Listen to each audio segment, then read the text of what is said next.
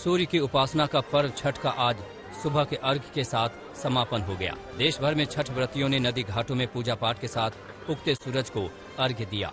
सूर्य देव को मौसमी फलों के साथ गन्ना, नारियल और सिंघाड़े भोग चढ़ाए गए। पटना के गंगा घाटों पर बड़ी संख्या में छठ व्रती उमड़े। सूर्योदय के साथ अंतिम अर्घ्य शुरू हो गया। इसके बाद व्रतियों ने प्रसाद बांटकर पर्व का समापन किया। छठ पूजा के लिए पटना में मनेर, दानापुर से लेकर बाढ़, फतुहा और मोकामा तक गंगा घाटों पर प्रशासन और स्थानीय पूजा समितियों की ओर से पूजा पाठ के बड़े स्तर पर इंतजाम किए गए थे। कोलकाता में भी उगते सूर्य को अर्घ्य देने के लिए घाटों पर श्रद्धालुओं की भीड़ जुटी। वहीं गोरखपुर में भी छठ पर्व को लेकर श्रद्धालुओं में खासा उत्साह देखा गया। दिल्ली एनसीआर में भी कई उतार चढ़ाव के बाद छठ पूजा संपन्न हो गई। दिल्ली में पहले सार्वजनिक तौर पर छठ आयोजन की मनाही थी, बाद में इसकी अनुमति दे दी गई।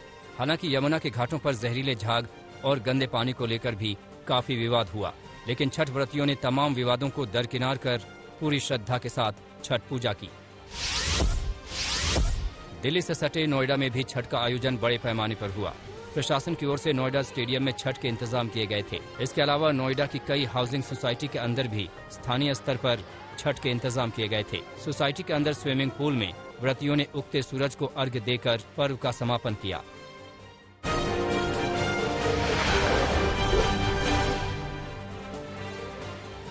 अफगानिस्तान मसले पर नई दिल्ली में एक अहम कॉन्फ्रेंस हुई। इस कॉन्फ्रेंस में 8 देशों ने हिस्सा लिया, जिसकी अध्यक्षता भारत ने की। इस बैठक में भारत समेत 8 देशों के राष्ट्रीय सुरक्षा सलाहकार शामिल हुए।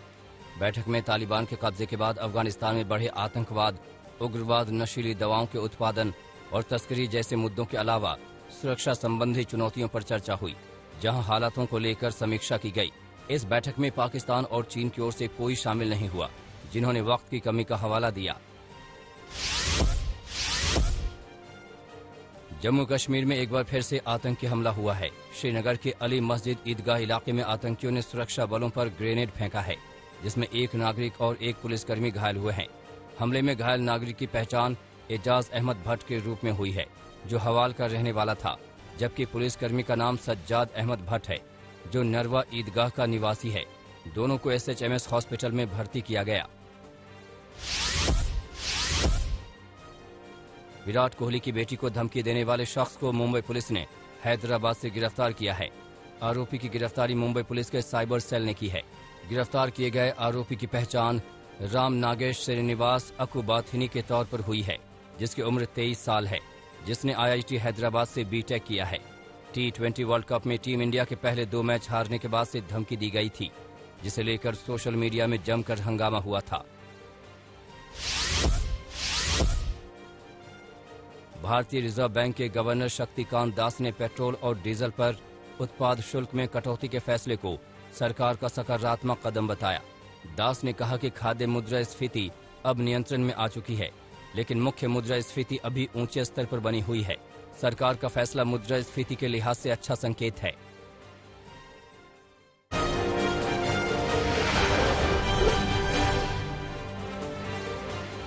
महाराष्ट्र में ड्रग्स केस को लेकर बीजेपी और उद्धव सरकार में जंग जारी है। नवाब मलिक ने फडणवीस पर जाली नोटों के कारोबार को संरक्षण देने का आरोप लगाया। वहीं अब तस्वीरों को लेकर भी सियासत तेज हो गई है। दोनों पक्षों की ओर से रियाज भाटी के साथ तस्वीरें दिखाई गई। वहीं प्रदेश कांग्रेस अध्यक्ष नाना पटोले ने कहा कि इस लड़ाई में महाराष्ट्र की छवि खराब हो रही है। मुंबई क्रूज ड्रग्स केस में आर्यन खान को जमानत भले ही मिल गई है, पर अभी मुसीबत पूरी तरह से टली नहीं है। शाहरुख खान के मैनेजर पूजा डडलानी ने वसूली केस में एक बार फिर से पुलिस की कॉल को इग्नोर किया है। मुंबई पुलिस ने पूजा डडलानी से उनका बयान लेने के लिए 3 कॉल किए थे, लेकिन उन्होंने अपनी खराब तबीयत का दोबारा हवाला दिया। इससे पहले भी पूजा पूछताछ के लिए नहीं पहुंची थी। देश में बढ़ती महंगाई के खिलाफ कांग्रेस अब मोदी सरकार को घेरने की तैयारी कर रही है। कांग्रेस जन जागरण अभियान नाम से जन आंदोलन शुरू करने जा रही है। ये जन आंदोलन 14 नवंबर से 29 नवंबर तक किया जाएगा। कांग्रेस कार्यकर्ता CNG, रसोई गैस, डीजल, पेट्रोल और घरेलू सामान की कीमतों को लेकर सरकार का घेराव करेगी। राहुल गांधी ने महंगाई को लेकर सरकार पर तंज किया और महंगाई को सरकार का जन उत्पीड़न अभियान बताया।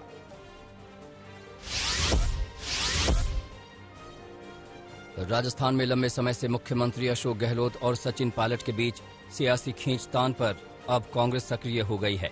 पंजाब में सियासी झगड़े का समाधान निकालने के बाद अब कांग्रेस हाईकमान राजस्थान का रण खत्म करने के लिए भी एक्टिव मोड में आता नजर आ रहा है। राजस्थान के मुख्यमंत्री अशोक गहलोत नई दिल्ली पहुंचे हैं। गहलोत राजस्थान को लेकर राहुल गांधी के आवास पर होने वाली बैठक में शामिल होंगे। इस बैठक में राजस्थान के मुख्यमंत्री गहलोत के साथ ही कांग्रेस की राष्ट्रीय महासचिव प्रियंका गांधी, पार्टी के राजस्थान प्रभारी अजय माकन भी शामिल होंगे। इस बैठक को राजस्थान में मंत्रिमंडल विस्तार से जोड़कर देखा जा रहा है।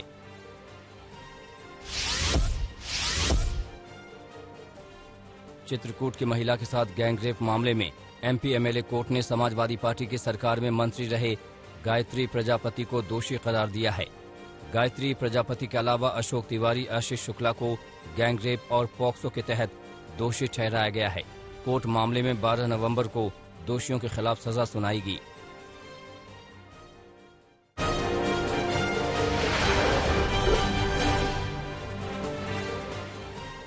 गुजरात के द्वारका के पास द्वारका पुलिस ने 16 किलो ड्रग्स के साथ महाराष्ट्र के एक शख्स को गिरफ्तार किया। इस ड्रग्स की कीमत अंतर्राष्ट्रीय बाजार में 50 करोड़ रुपए से ज्यादा आंकी जा रही है। पुलिस के मुताबिक यह ड्रग्स समुद्र के रास्ते भारत में लाई गई थी, जिसकी डिलीवरी लेने के लिए महाराष्ट्र से यह शख्स द्वारका आया था।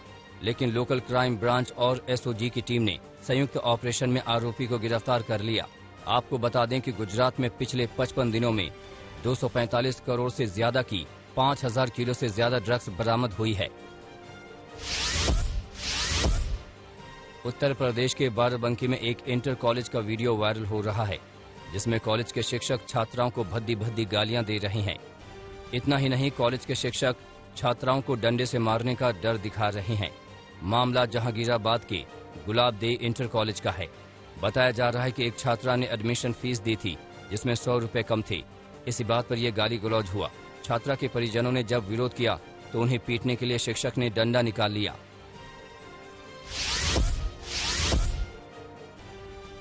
दिल्ली पुलिस ने 3 ऐसे शातिर तस्करों को गिरफ्तार किया है जो डार्क नेट का इस्तेमाल कर कनाडा से कुरियर के जरिए ड्रग्स दिल्ली मंगाया करते थे और ड्रग्स के पैसे बिटकॉइन के जरिए चुकाया करते थे। गैंग का सरगना बीटेक फाइनल ईयर का स्टूडेंट था। पुलिस के मुताबिक जो भी ड्रग्स विदेश से भारत आया करता था वो इस तरह से पैक किया जाता था कि स्कैनर में नहीं पकड़ में आया करता था। पुलिस ने इस मामले में 3 आरोपियों को गिरफ्तार किया है।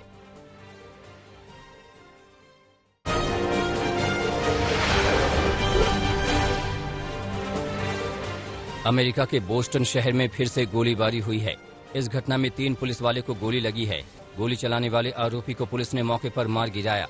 आरोपी को पकड़ने उसके घर पर गई पुलिस पर आरोपी ने गोली चलाई थी। जो बाइडेन के जोरदार समर्थन वाला बिल्ड बैक बेटर बिल को अमेरिकी हाउस ऑफ रिप्रेजेंटेटिव में 15 नवंबर को पेश किया जाएगा। $2.25 ट्रिलियन के इस इंफ्रास्ट्रक्चर बिल का बाइडेन लगातार समर्थन करते रहे हैं। हाउस ऑफ रिप्रेजेंटेटिव की स्पीकर नैन्सी पेलोसी ने ग्लासगो में ये बात कही। देशद्रोह और आतंकवाद जैसे गंभीर आरोपों में म्यांमार में अमेरिकी पत्रकार को हिरासत में लिया गया। 37 साल के डैनी फेंस्टर को यंगून के अंतर्राष्ट्रीय हवाई अड्डे से गिरफ्तार किया गया। फ्रंटियर म्यांमार नाम की पत्रिका में मैनेजिंग डायरेक्टर के तौर पर डैनी फेंस्टर काम कर रहे हैं। दुनिया की बदलती जलवायु पर संयुक्त राष्ट्र की ओर से हो रहे COP26 सम्मेलन में ब्रिटिश प्रधानमंत्री बोरिस जॉनसन ने एक बार फिर से हिस्सा लिया। कार्बन इमिशन को कम करने और टारगेट को जल्द पूरा करने पर बोरिस जॉनसन ने जोर दिया।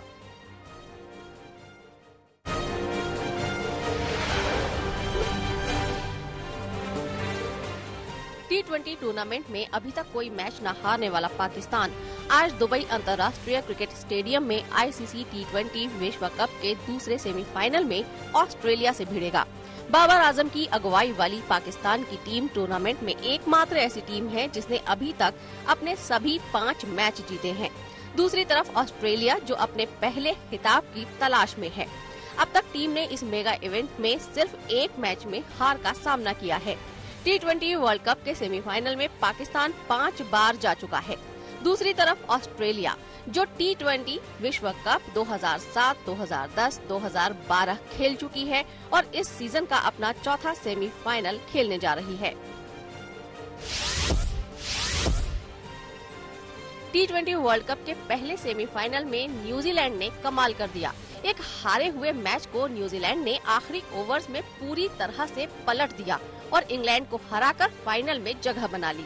अब न्यूजीलैंड की टीम T20 वर्ल्ड कप जीतने से सिर्फ एक कदम दूर है। इंग्लैंड ने न्यूजीलैंड को 167 रनों का टारगेट दिया था। शुरुआती झटकों के बाद न्यूजीलैंड ने वापसी की कोशिश की। आखिरी 4 ओवर्स में न्यूजीलैंड को 57 रनों की जरूरत थी, लेकिन 17वें ओवर में सब कुछ बदल गया जब जेम्स नीशाम ने तबाही मचाई और एक ही ओवर में 23 रन लूट लिए। न्यूजीलैंड ने इंग्लैंड को 5 विकेट से मात दी।